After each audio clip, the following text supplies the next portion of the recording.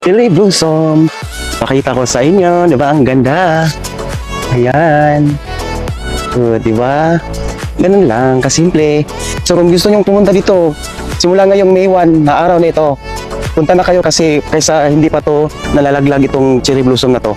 Nasa 4 days to 10 days lang ito. Kaya ngayon pumunta na ako first day pa lang kasi nung nalaman ko na 4 days, depende sa peak season ng weather condition dito sa Canada. Pero ang daming pumunta. Nandun pa sa baba, ang laki talaga. Ayoko na pumunta doon. Yun, gusto ko lang ipakita sa inyo ito. Ayan, di ba ang ganda? Okay, yan po. Cherry blossom.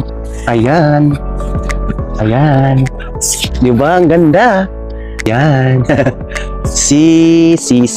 Okay, yan mga idol.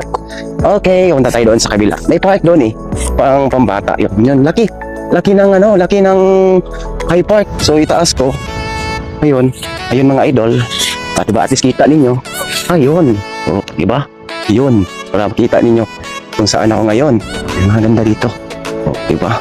Ayun mga idol. Itaas ko. Yun.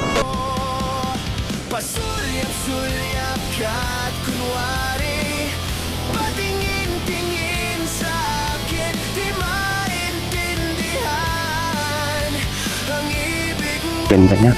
Yun.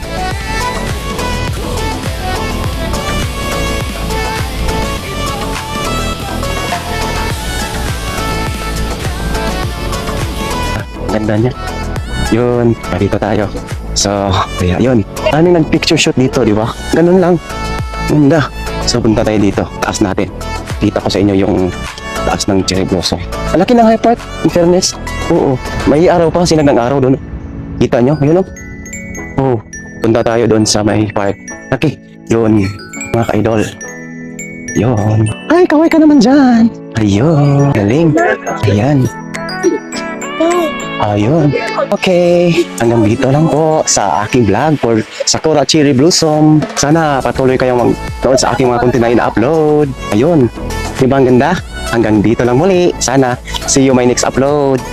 Thank you for watching. Bye-bye.